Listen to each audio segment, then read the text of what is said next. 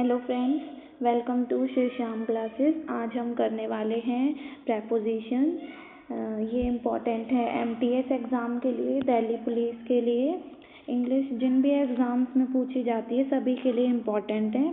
Grammar का topic है, तो हम देखते हैं क्वेश्चंस प्रेपोजिशन की।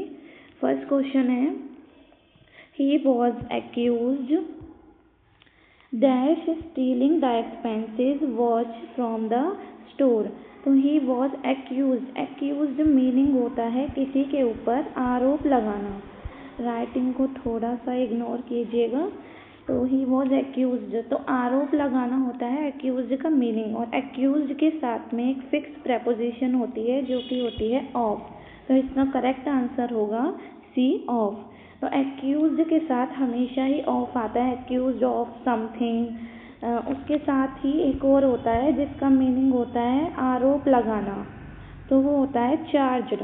तो चार्ज के साथ में क्या आता है, चार्ज्ड डैश समथिंग, तो चार्ज के साथ में आता है विद। तो इसके साथ में यूज़ किया जाता है चार्ज्ड विद। और ये जो है एक फिक्स्ड प्रेपोजिशन है, जैसे एक्यूज्ड ऑफ एक फिक्स प्रेपोजिशन है, ऐसे ही चार्ज विद ये बहुत ही पूछा जाता है। और आपको पता है अब एडिक्यूटिव पैटर्न चल रहा है, तो उसके ऊपर इस तरीके के बहुत से क्वेश्चंस पूछे गए हैं। सो नेक्स्ट क्वेश्चन देखते हैं। सेकंड क्वेश्चन है, the ladder was leaning dash the freshly painted wall of the house. तो लैडर मीन्स होता है सीढ़ी, द लैडर वॉज लीनिंग।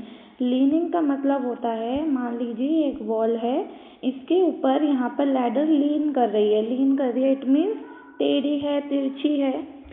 तो लैडर जो है वो लीनिंग है डैश फ्रेशली पेंटेड वॉल के ऊपर। तो इसका करेक्ट आंसर क्या आएगा, इसके साथ में कौन सी प्रेपोजिशन आएगी। तो लैडर के साथ वाले क्वेश्चंस में हमेशा अगेंस्ट का यूज़ किया जाता है। जहाँ पर भी हो लैडर वॉज लीनिंग अगेंस्ट, तो वो किसके साथ में, किसके सहारे खड़ी है, वॉल के सहारे। तो इसीलिए यहाँ पर यूज़ होगा against. Against is right answer. Next question है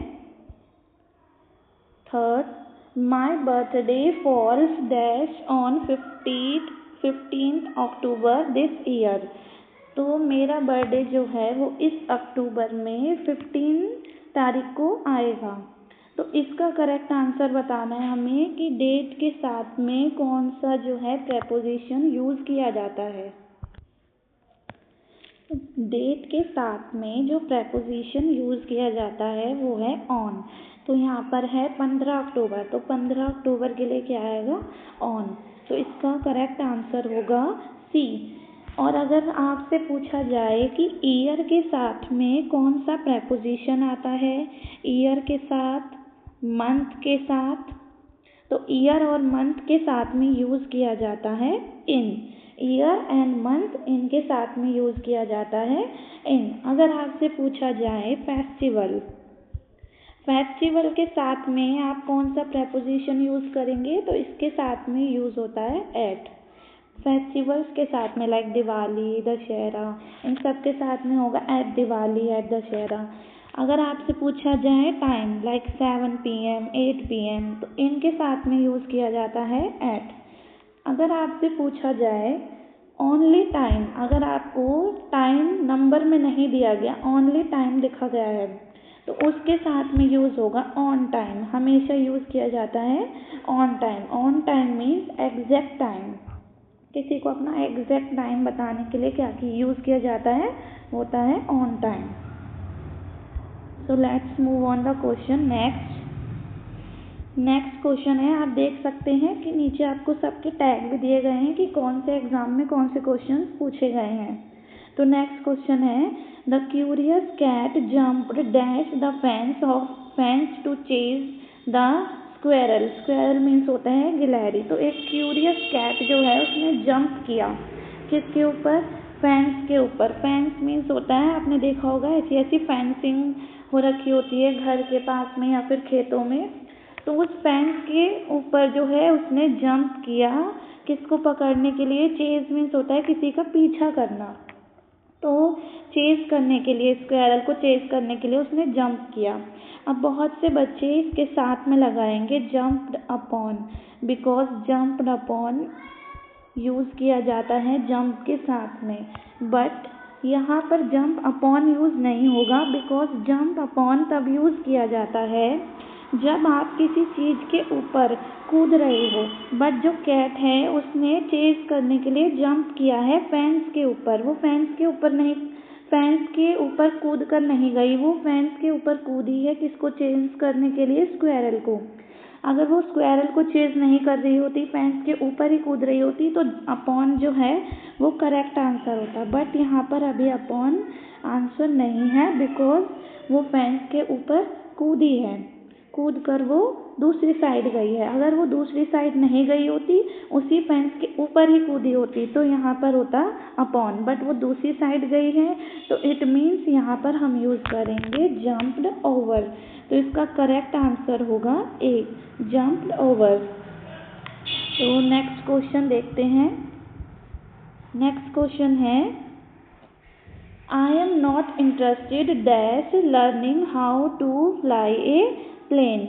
इसका मतलब है मैं इंटरेस्टेड नहीं हूँ किसमें, प्लेन को कैसे फ्लाई करते हैं उसे लर्न करने में। तो इसके साथ में एक फिक्स्ड जो है वो यूज़ किया जाता है प्रेपोजिशन, इंटरेस्टेड के साथ में हमेशा ही इन यूज़ किया जाता है, इंटरेस्टेड इन।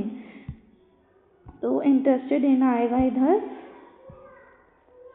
इसके साथ ही इंटरेस्ट की जैसा ही एक और मीनिंग होता है, वो होता है कीन।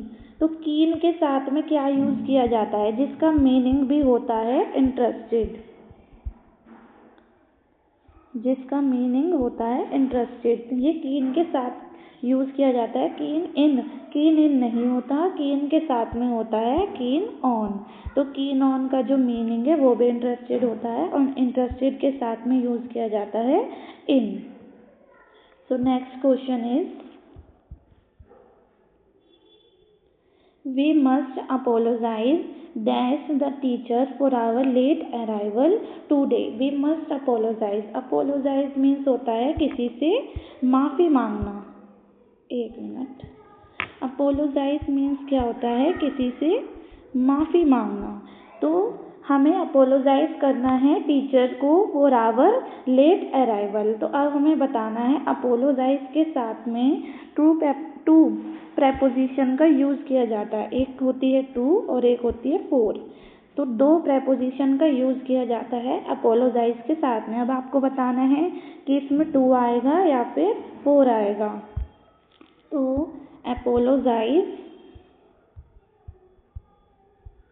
अपोलोजाइज के साथ में टू और फोर का यूज़ किया जाता है। तो टू यूज़ किया जाता है जब हमें किसी इंसान से माफ़ी मांगनी है, समवन। एंड अपोलोजाइज फोर होता है जब हमें समथिंग के लिए अपोलोजाइज करना है, किसी थिंग के लिए, किसी वस्तु के लिए। पर यदि हमें किसी व्यक्ति के लिए करना है तो हम क्या यूज़ करेंगे, देन हम टू का यूज़ करेंगे। तो यहाँ पर क्या है, हमें अपोलोजाइज किससे करना है, हमें करना है अपनी टीचर से। तो टीचर क्या है, एक समवन है, नॉट समथिंग, समवन है। तो हम यहाँ पर क्या यूज़ करेंगे, हम करेंगे टू। तो 6 का करेक्ट आंसर होगा two. So next question is, poured the water dash the glass until it was full. pour means होता है किसी चीज़ को उंडेलना लाइक दूध को, पानी को। तो poured the water dash the glass until it was full। तो हमें वाटर को क्या करना है, पोर करना है। तो जब हमें किसी चीज़ को, लाइक ये ग्लास है, इस ग्लास में हमें वाटर को पोर करना है, तो हम हमेशा इसके लिए क्या यूज़ करेंगे, इनटू। तो इसका करेक्ट आंसर क्या होगा, इनटू। ठीक है, लाइक जैसे कोई यहाँ पर तालाब है, अब हमें इसके अंदर में जंप करना है, तो हम क्या यूज़ करेंगे, इनटू, जंप इनटू, ऐसे। ओके, तो जब हमें किसी चीज़ के अंदर जाना होता है तो हम इनटू का यूज़ करते हैं, पर यदि हम ऑलरेडी उसी के अंदर हैं तब हम इन का यूज़ करते हैं। तो आई होप आपको समझ आ चुका होगा। तो आज के लिए इतना ही। अगर आपको ये प्रपोजिशंस पसंद आई हैं तो वीडियो को लाइक करें और हमारे चैनल को सब्सक्राइब करें और वीडियो को ज़्यादा से ज़्यादा शेयर करें, और ऐसी ही वीडियोस को और देखने के लिए हमारे चैनल को सब्सक्राइब कर हमारे साथ जुड़े। Thank you so much.